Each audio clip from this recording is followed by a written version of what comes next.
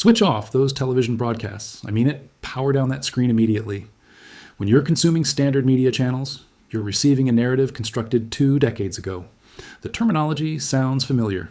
Democracy restoration, humanitarian emergency, leadership replacement. They're broadcasting footage of military personnel descending onto South American soil, claiming this represents freedom from tyranny. That's the public presentation. That's the surface explanation.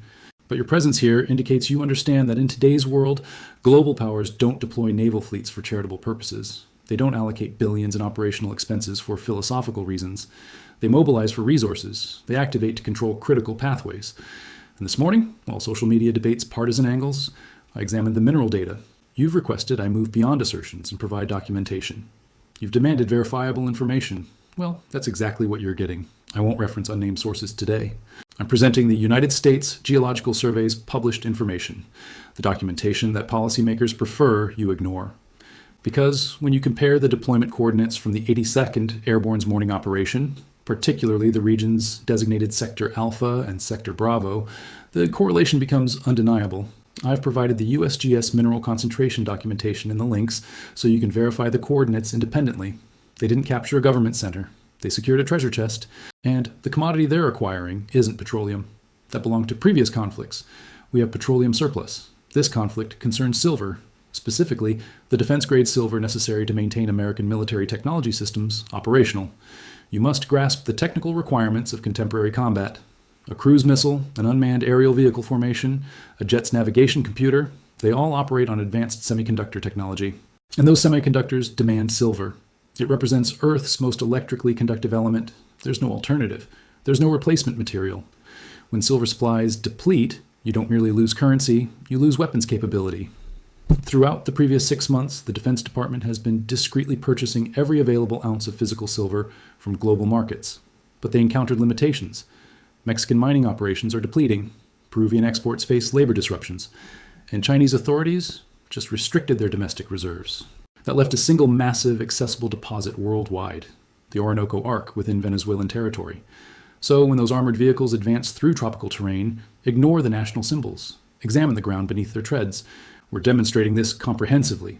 We're analyzing the transaction documentation that recently flooded online discussions. The reports mainstream outlets are mischaracterizing and revealing that this isn't financial institution collapse. It's combat preparation. Welcome back to Truth Twist. Let's examine the evidence. Now, I anticipate your skepticism. You've encountered the alternative videos gaining traction today. You've watched reports from channels suggesting this represents banking warfare. They're claiming JP Morgan is consuming Deutsche Bank through corporate greed. They're constructing narratives about market manipulation where financial institutions cannibalize each other for survival. They're observing symptoms. We need to diagnose the underlying condition because when you actually access the CME transaction report for January 2nd, the precise document generating widespread concern, you discover something fundamentally different occurring. Certainly, the figures are unprecedented. We observed 168 delivery requests processed in one trading session for silver, indicating enormous physical demand. I don't want passive agreement. I want independent verification. Stop this video, navigate to the description, and examine the CME report I've linked. Study the column showing silver delivery requests, confirm my calculations, because once you examine those figures personally, you'll understand this isn't mere speculation, it's strategic accumulation. We witnessed 17 million ounces of physical silver demanded within the year's initial 48 hours. For context, that represents approximately 2% of total annual global mining output disappearing in 2 days. It's a volume unseen since the Hunt brothers attempted market cornering in 1980. And yes, the documentation shows Deutsche Bank releasing 3.22 million ounces of metal. It shows them depleting their reserves. And it shows JP Morgan and Citi positioned as recipients absorbing 4.4 million ounces in one massive transaction. But question this, why? Why would Deutsche Bank, a substantial institution with proprietary industrial clients requiring protection, relinquish that much inventory without resistance? And why would they permit their American competitors to drain them completely at $72.26, knowing perfectly well they cannot replace that metal below $100? They didn't permit this voluntarily. And this wasn't aggressive acquisition by opportunistic competitors. This was governmental requisition. When American military forces initiate operations like Venezuela's invasion, the Defense Production Act becomes active. This legislation authorizes the president to compel private corporations to prioritize government contracts above all other obligations. The financial institutions aren't battling each other, they're executing directives. JP Morgan serves as custodian for the U.S. Treasury. They're the institution managing government financial operations. They're collecting the metal because the missiles we recently launched require replacement, and the national stockpile stands empty. They approached Deutsche Bank, a foreign entity conducting business on American territory, and effectively demanded, transfer it immediately. This clarifies the velocity. A typical banking transaction requires weeks for settlement. They negotiate. They hedge risks. They exchange contractual obligations. This occurred overnight. It occurred forcefully. That's the characteristic signature of governmental seizure, not market-based trading. The banking war explanation is misdirection for retail investors. It maintains your focus on price charts while the actual activity unfolds in supply chain logistics. What you're observing on the COMEX isn't a market squeeze, it's war mobilization. And that means those 3 million ounces that departed Deutsche Bank aren't returning to commercial markets. They're entering a classified storage facility in Nevada, and they will never be traded commercially again. Now, I want to address the obvious concern, or rather the algorithmic concern. There are alternative channels trending currently. You know them, the AI-generated narration, the digital avatars with slightly unnatural movements, declaring that the silver market has completely sold out. They're proclaiming you cannot purchase an American Eagle coin regardless of circumstances. They're announcing the sky is falling and dealer shelves are empty, and many of you are visiting dealer websites immediately. You're accessing SD Bullion, you're checking AppMex, you're reviewing Kitco, and you're seeing the Add to Cart button. You're clicking it, and it functions. The checkout page loads. They will happily accept your payment, but before you complete that purchase, I challenge you to examine carefully. Look for the text in the small red notification that 90% of consumers ignore because they're focused on pricing. Does it state in stock, or does it state expected shipment late February? If you see a date extending beyond 5 days, you aren't purchasing silver. You are purchasing a promise. In the logistics industry, we call this phantom inventory. The dealer doesn't possess the coin. The wholesaler doesn't possess the coin. They're selling you a paper claim. They're accepting an interest-free loan from you today, hoping, praying that they can locate the metal 6 weeks from now to fulfill your order. And here's why the date will be pushed to March, then April, then indefinite. You need to understand how a silver coin is manufactured. The U.S. Mint doesn't operate its own mining operations. They purchase planchets, the round-polished silver blanks from private third-party suppliers. There are only a few companies globally that produce these blanks at the scale the U.S. Mint requires. As of this morning, those suppliers have been placed under DoD allocation. That means Raytheon, Lockheed Martin, and Boeing receive the silver sheets and blanks for their aerospace guidance chips first. They have priority contracting. The U.S. Mint receives what remains available, and currently, there are no remainders. The military effort is consuming the industrial supply that typically goes into manufacturing your American Eagles. So, when you see that in stock button, you aren't buying silver. You are buying a position in a queue. That queue is moving backwards. Every time a new missile is ordered for the Venezuelan operation, your delivery date gets pushed back another week. The AI channels are incorrect about the website code. The site remains operational, but they are accidentally correct about the reality. The retail access window isn't closing. It's already sealed shut. The inventory you see online is a ghost. It is a digital echo of metal that has already been redirected to a factory in Ohio to be converted into a circuit board. This physical coin in your possession, this is what they're competing over. And if you believe paying $85 is difficult today, wait until you witness what occurs when the pre-order dates start getting canceled. Wait until the dealers transmit that email stating, "We apologize, but due to force majeure, we are refunding your order." That's when the genuine panic begins.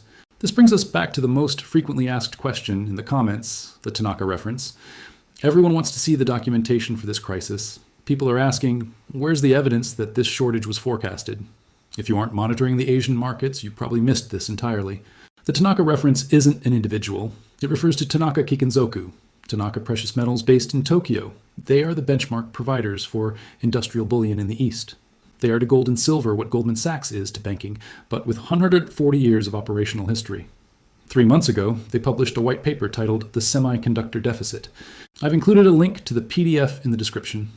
It's technical reading, but the mathematics is irrefutable. In this report, they didn't just examine coin demand, they looked at the industrial physics. They warned that the new generation of AI chips and ballistic guidance systems, the exact technology we are seeing deployed in Venezuelan territory today, requires 40% more silver per unit than the previous generation. They did the calculations. They looked at the mining output from Mexico and Peru, which has been stagnant or declining for 5 years. And they looked at the exploding demand from the military-industrial complex. They predicted that by January 2026, the industrial demand would eclipse the mining supply. They didn't call it a shortage. The Japanese are very diplomatic. They called it a negative inventory event. That event isn't arriving next year. It materialized on January 2nd. This explains the other massive data point that the mainstream news is disregarding, the Shanghai arbitrage. While we were observing the COMEX in New York, the Shanghai Gold Exchange witnessed an inventory drop of 46 tons in a single day. That is not speculation. That is directly from the SGE daily data logs, which you can verify below. That is an astronomical amount of metal departing the vault in 24 hours. Why? Because the Chinese manufacturers read the Tanaka report. They knew the Americans were coming for the metal. They knew the conflict in Venezuela was the starting signal for the global scramble. They realized that the negative inventory event was here, and they decided to secure their own stockpiles before the Americans could print enough dollars to purchase it all. The Chinese market isn't responding to speculation. They are reacting to the same geological reality I demonstrated at the beginning of this video. They know the Orinoco Basin is the only location left to fill the deficit, and now that the US Army is positioned on top of it, the global market has effectively been divided in two. There is the metal the US controls, and the metal the rest of the world is concealing. So what does this mean for you? What do you do on Monday morning? First, you need to understand that the price mechanism is fractured. It means the spot price you see on your phone, that 7226 number, is a museum artifact. It is a legacy figure. It is the price of paper silver that exists only on a server in Chicago.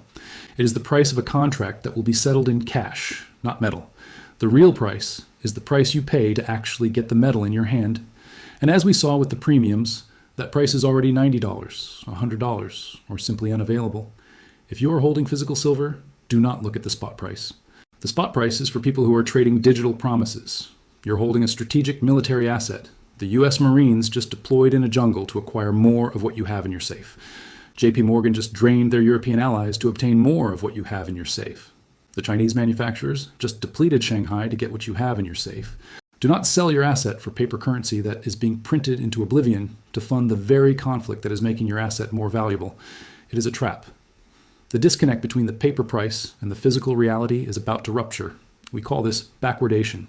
When the cash price for immediate delivery surges higher than the futures price, and when it fully ruptures, it won't be a gradual climb. It will be a vertical line. The invasion of Venezuela wasn't the headline, it was the signal. The government has revealed its hand. They know the dollar can't purchase what they need anymore. Only silver can. They have moved from financialization to kinetics. They are no longer buying, they are seizing. Listen, the mainstream media is reading you a script, but I'm giving you the raw data.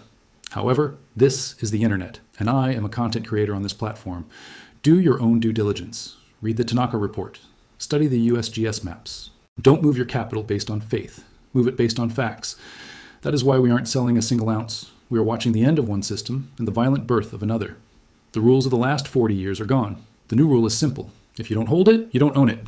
Stay liquid. Stay physical. Do not fall for the phantom inventory, and I'll see you in the next one.